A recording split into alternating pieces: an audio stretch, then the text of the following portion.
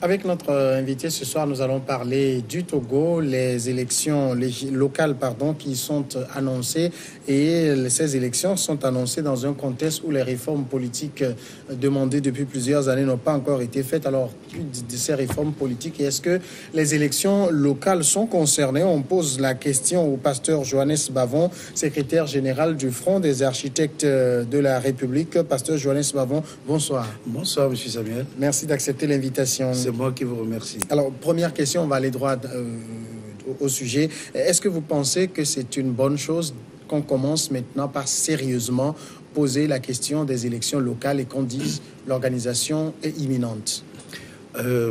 Écoutez, la réalité, c'est que lorsque nous voulons parler du développement d'un pays, parce que les élections locales dont on parle s'inscrivent dans le cadre du développement à la base, de la démocratie à la base, c'est-à-dire dans les collectivités locales. Donc, lorsqu'on veut parler de développement dans un pays, il faut tout de suite se rappeler que ces élections doivent, avant d'être organisées, il y a des choses qui devraient être mises en place. Et cela s'inscrit dans la décentralisation. Donc, lorsqu'on parle de décentralisation, il y a des choses qu'il faut faire au préalable. Nous devons avoir des institutions, d'abord les institutions juridiques, la juridiction administrative. Aujourd'hui, le Togo n'a pas encore une juridiction administrative solide. Au sommet, pas là encore moins des collectivités locales.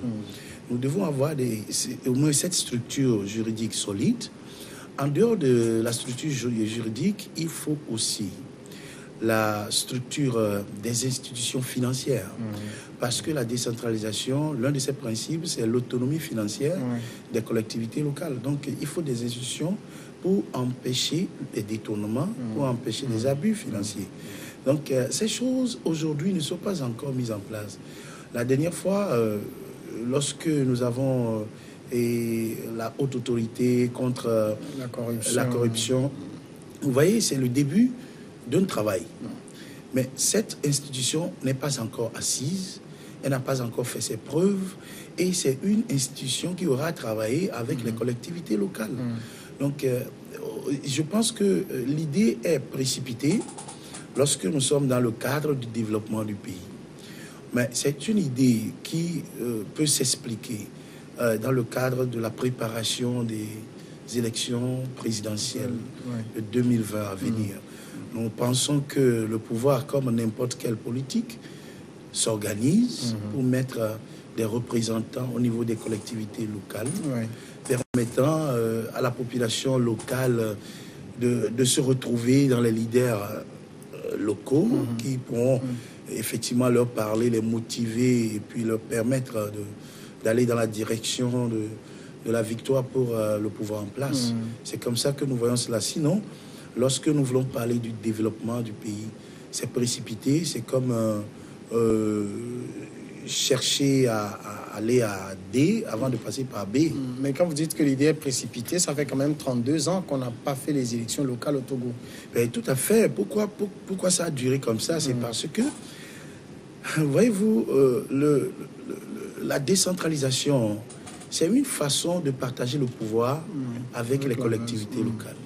Et c'est une certaine façon qui est un peu dangereuse, d'ailleurs, parfois, parce que lorsque on sait que certaines personnes ont l'ambition de rester au pouvoir longtemps, alors que les collectivités locales, avec leurs leaders, donc les leaders sont plus proches de la population à la base, et il suffit tout simplement que ces leaders se détournent du pouvoir en place, qu'on perd les élections. Donc c'est la raison pour laquelle tous ceux qui sont au pouvoir, pour se faire élire, pour ceux qui sont élus un mandat renouvelable une seule fois, donc, et pour se faire élire, il faudra ramasser ou bien rassembler plutôt les leaders des collectivités locales proches de soi pour s'assurer des victoires aux élections présidentielles. Comme on dit, qui contrôle la base, contrôle le sommet. Voilà, tout à fait. Donc, c'est cette petite peur des dirigeants, surtout, c'est ça qui a retardé la décentralisation dans notre pays. Mais aujourd'hui, si elle doit être faite, il faudra que ça soit fait d'une manière propre et d'une manière solide et efficace. Parce que il ne s'agit pas seulement d'organiser des élections locales, il faut atteindre un but. Et le but, c'est la décentralisation, c'est la démocratisation de la base, c'est le développement de la base. Donc, il faut beaucoup de choses qu'il faut mettre en place. Il faudra former les personnes. Ce n'est pas les petits séminaires de une semaine, disant les conseillers municipaux, conférences pour les conseillers municipaux. Non, c'est pas ça. C'est une formation. Parce que d'ailleurs, même ceux qui ont fait le droit, vous faites le droit administratif, vous êtes magistrat. Ouais. Lorsque vous allez siéger dans un tribunal dans les collectivités locales, il y a des pratiques et il y a des réalités de ces collectivités. On voit la situation. Donc, c'est un travail de fond à faire si nous nous inscrivons vraiment dans le développement du pays. Alors, vous dites que c'est un travail de fond, un travail de fourmi, même on va le dire. Oui. Mais quand on a lu, en tout cas les partis qui ont bien voulu sortir un communiqué après leur rencontre avec le ministre de l'administration territoriale, que ce soit l'ANC, la CDP, le cas, ils sont allés parler au ministre des réformes alors qu'ils auraient pu poser toutes les conditions que vous venez d'énoncer. Est-ce que vous pensez qu'ils comprennent les enjeux de ces locales? Ce serait quand même hasardeux pour moi de penser que de grands leaders politiques comme Maître Agboibo et Madame Adjamagbo, qui a été une magistrate et enseignante en droit, et ils ne comprendraient pas ce que cela signifie. Ils comprennent forcément. Mais puisque nous sommes dans un cadre de crise, et ils savent que lorsque le gouvernement met en place un programme, c'est un gouvernement qui va toujours au but. Et la cible est toujours atteinte. Donc, c'est la raison pour laquelle peut-être ils sont restés, ils se sont enregistrés dans cet ordre d'idées-là avec le ministre de l'Intérieur. Mais la vérité, c'est que il faut soulever ce problème. D'ailleurs, même au fondement, il faut soulever ce problème. Et ajouter à cela viendra le problème des réformes. Donc, les réformes, lorsque nous parlons des réformes, ce serait dans quelle structure? Si c'est les réformes constitutionnelles dont nous parlons ou institutionnelles, ici, je pense que s'il y a une question de réforme, ce serait des réformes électorales, c'est-à-dire la révision des fichiers électoraux, l'inscription, les circonscriptions électorales et le découpage et tout cela. Donc, est-ce qu'on se demande, est-ce que ça pourrait être fait avant les locales qui sont fixées pour le mois d'avril ou quelque chose? Donc, vous voyez, c'est tout cela qui crée un imbroglio dans cette organisation. Et c'est la raison pour laquelle le gouvernement doit forcément revenir sur ses pas. Bon, nous le disons toujours, mais on est certain qu'ils ne reviendront pas sur leurs pas. Alors, et ce parallèle qu'on essaye de faire entre réforme politique, surtout réforme constitutionnelle et institutionnelle et élections locales, est-ce que ce parallèle existe? Oui, je dirais qu'il y a l'un qui vient avant l'autre, normalement. Selon la feuille de route de la CEDEAO, c'est pourquoi la CEDEAO a demandé que les réformes constitutionnelles et institutionnelles soient mises en place d'abord avant toutes les élections. Parce que ce sont ces réformes qui permettront, qui constituent un socle solide démocratique pour le fonctionnement de l'État. Alors aujourd'hui, lorsque vous voyez que nous avons extrapolé toutes ces étapes pour arriver à nous préparer pour des élections législatives, après cela, on parle aujourd'hui des locales, et puis après les locales, on parlera des présidentielles, sans avoir touché le fond de la chose. C'est comme construire un édifice sans avoir creusé la fondation. Vous voyez, c'est ça le problème. Mais l'opposition aujourd'hui, je ne pense pas que l'opposition pourra obtenir gain de cause en ce qui concerne les réformes constitutionnelles et institutionnelles. Parce que même s'il y aura des réformes, nous voyons déjà, ça se profile à l'horizon, le schéma de cette réforme-là. Parce que la CEDEAO a fait une proposition au travers de son expert, le Sénégalais Fall. Donc, mais selon le test du Sénégalais, le président actuel ne devrait pas se représenter en 2020. Mais nous écoutons déjà l'écho. Donc, on a entendu, c'était à Bassar, où je pense, il a été dit que le président sera candidat en 2020. Il ne s'est pas prononcé, mais je crois que dans une telle hiérarchie politique, personne ne peut avoir ce zèle démesuré de se lever et de parler au nom du président qui sera candidat sans que le président n'en soit au courant. On vous répondra que c'est à la décision du parti, c'est pas une décision bon, c'est politique, c'est normal. Donc, si on va l'expliquer comme ça, il faudra le voir comme ça, comme étant un fait et non un rêve, c'est un fait. Donc, cela nous montre immédiatement à quel niveau ou quelles seront les limites des réformes qui pourront être faites avant les présidentielles de 2020. Donc vous voyez, aujourd'hui, l'opposition, si elle devra agir, nous ne pouvons qu'agir dans le sens de pression pour qu'on ait un cadre électoral quand même transparent et permettant des élections libres et crédibles. Mais quand au niveau de ces partis-là, quand ils disent il ne faut pas envisager les locales si les réformes ne sont pas faites, mais on peut se demander, est-ce qu'ils ne sont pas en train de faire fausse route là? Parce que qu'on limite le mandat à 2, qu'on fasse les élections à 2 tours, qu'on réforme la Cour constitutionnelle, ça n'a aucune traite incidence sur les locales. Oui, ça n'a pas d'incidence sur les locales, mais les locales contiennent quelques équivoques pour l'opposition. Tout d'abord, en dehors des points que je venais d'évoquer, nous pouvons aussi ajouter le fait que lorsque nous étions dans les manifestations, l'opposition n'avait pas demandé à son électorat de s'enregistrer et pour obtenir les cartes électorales. Aujourd'hui, si le gouvernement ne demande pas à ce que de nouveaux recensements soient faits, donc l'électorat de l'opposition n'aura pas de carte électorale pour les locales. Ça, c'est un premier point. Le deuxième point, c'est que si l'opposition va au local aujourd'hui, l'opposition, d'une manière ou d'une autre, est en train de faire figure de charognard auquel on jette un os parce qu'elle a perdu la viande qui était les législatives. Et politiquement et moralement, ça ne ferait pas bon ménage avec l'assentiment du peuple. Bon, autre chose, c'est que vous allez constater que l'opposition actuellement est très divisée sur le sujet. Il y a certaines personnes qui pensent qu'il faudra y aller. Mais moi, je me pose la question de savoir si on y va. Ce sera dans quel cadre électoral. Parce que vous savez que c'est le pouvoir qui a la manette maintenant.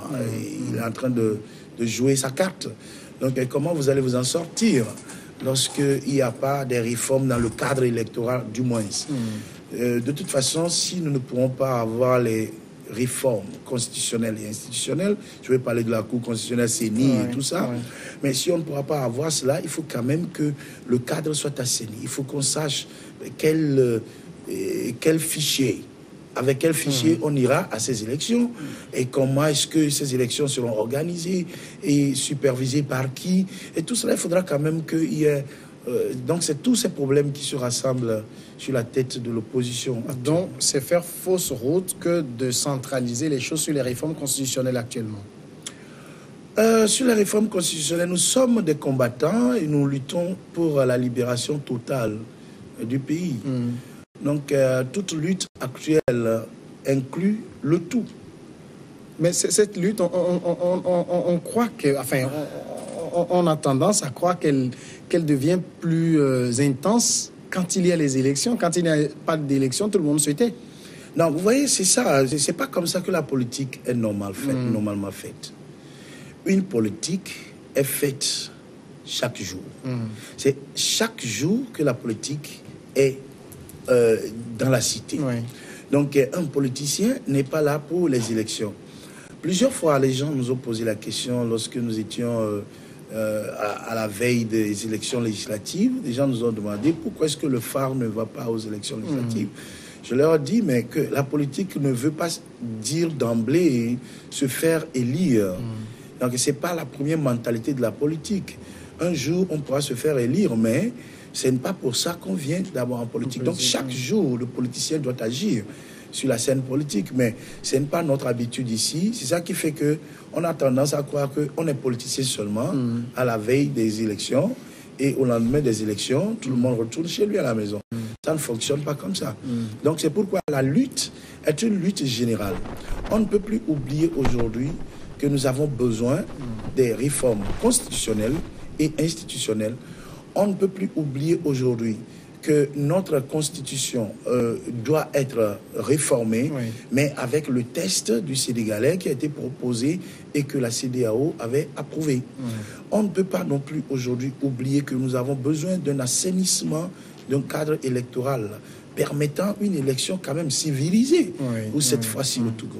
Donc, mais les stratégies ne vont pas permettre, parce que c'est une question de bras de fer entre le pouvoir et l'opposition.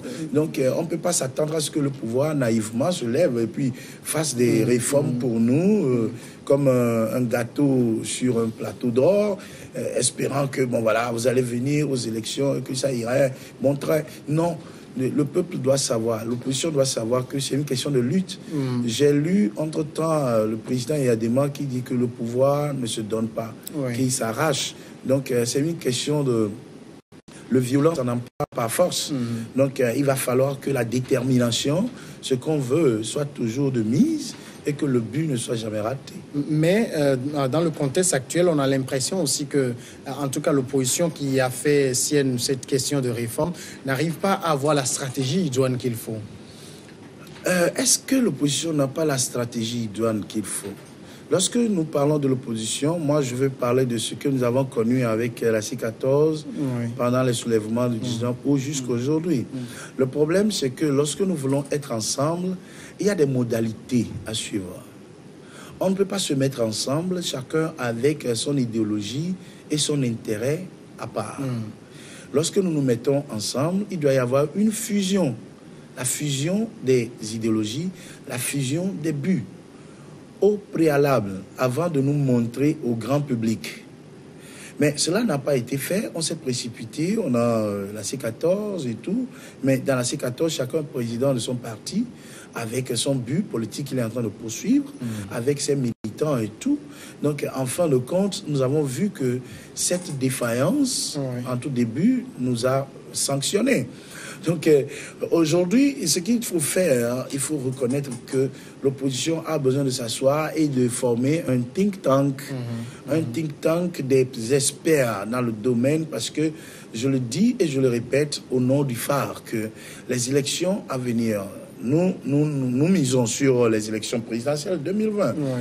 Nous disons que c'est ça qui sera déterminant pour l'avenir du pays. Donc, les élections à venir concernent la vie de tous les Togolais. Ce n'est pas une question de parti, ce n'est pas une question de personne. Il n'est pas question de poursuivre la gloire personnelle. Il est question ici de chercher ce qui va sauver tout le Togo.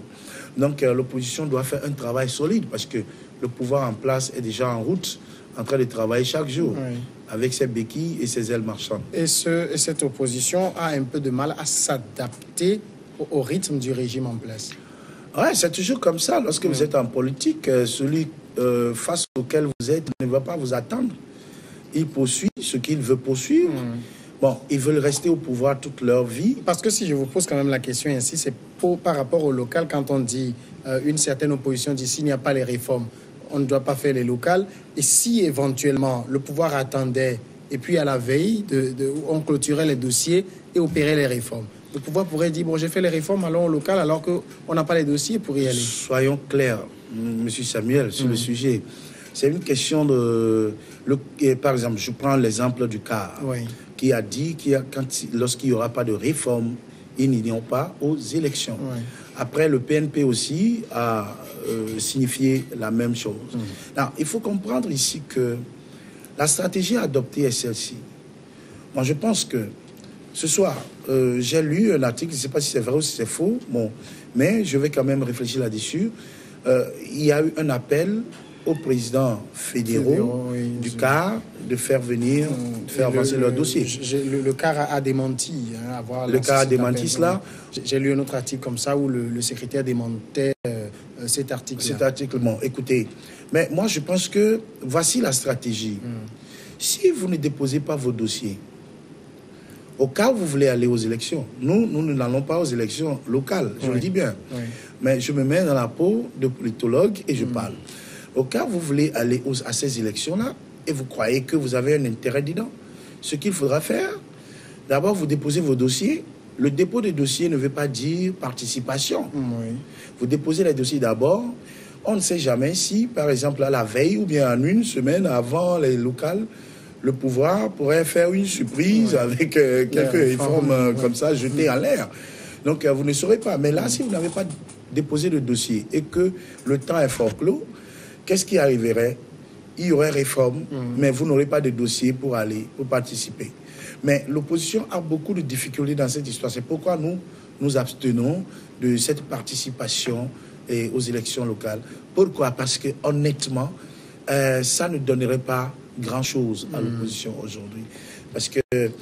pas grand-chose, mais tout le monde est presque sûr, par exemple, que sur le Golfe, c'est l'opposition qui va rafler. Je dis presque, parce qu'on ne sait jamais avant les élections, et qu'il y a beaucoup de cités où l'envie de changement est très prégnante.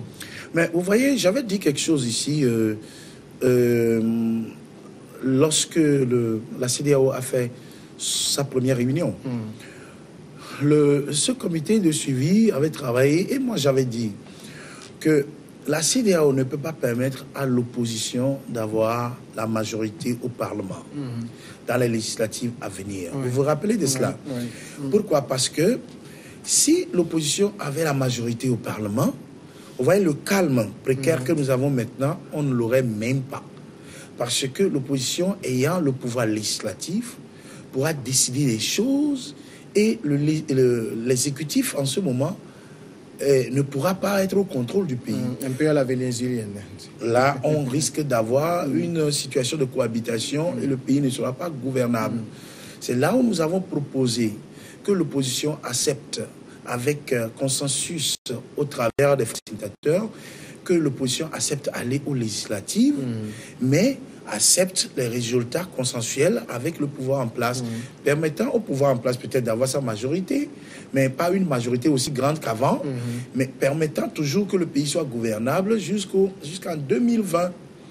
Mais les choses n'ont pas marché comme ça, et finalement, on s'est dit, mais si c'est comme ça, on n'irait même pas à ces élections législatives. Donc aujourd'hui, vous croyez que le pouvoir laissera l'opposition avoir cette majorité dans le Golfe, comme vous le dites aujourd'hui? Comme vous êtes en train de le dire là? Si c'est les résultats, pourquoi pas? Bon, alors qui va proclamer les résultats? Les résultats seront organisés dans quel cadre? C'est pourquoi nous demandons qu'il y ait... il faut qu'il y ait la lutte dans ce sens pour que les réformes au niveau du cadre électoral du moins soient obtenues et que nous ayons des élections transparentes. Mais et si ce n'est pas fait, on boycotte? Ben, si ce n'est pas fait, nous sommes en politique, moi je pense que ça ne ferait rien de perdre la peau de la bête pour se préparer pour la chair de la bête elle-même en 2020. 2020, c'est ça. Oui. Mais comment on peut gagner 2020 si on ne contrôle pas la base? Non, écoutez, c'est pas... Est-ce que Emmanuel Macron contrôlait la base en France? Est-ce que François Hollande contrôlait la base en France? Est-ce que Donald Trump contrôlait la base? Mais c'est pas le même système. C'est pas le même système, mais c'est la même structure mentale ou morale. Vous comprenez? Les gens sont là-bas à la base, mais la réalité c'est que le plus grand pouvoir de ces gens à la base en matière électorale, c'est leur accès à la population locale. Mais l'opposition peut s'organiser autrement et obtenir la même chose. La motivation, là, d'ailleurs, l'opposition a déjà motivé tout le Togo du nord au sud. Et la grande majorité du peuple veut le changement. Nous avons vu des résultats d'Afrobaromètre entre-temps, vous vous rappelez. Donc, et avec les manifestations qui ont suivi et tout. Donc aujourd'hui, l'opposition ne doit pas avoir... Il faudra que l'opposition s'organise autrement. Que l'opposition s'organise autrement. Et il faudra même pas que nous souhaitons, nous souhaitons que l'opposition arrive à se rassembler et forme un bloc solide et que l'opposition c'est pas gagné pour le moment. Mais c'est pas gagné pour le moment, mais c'est un souhait quand même. Nous le souhaitons s'ils vont se dépouiller des intérêts personnels et embrasser l'intérêt général. Pasteur Johannes Bavon, merci d'être passé répondre à nos questions. C'est moi qui vous remercie. Secrétaire général du Front des architectes de la République. Et on va arrêter ici, on marque la pause et après le journal, c'est Regards croisés.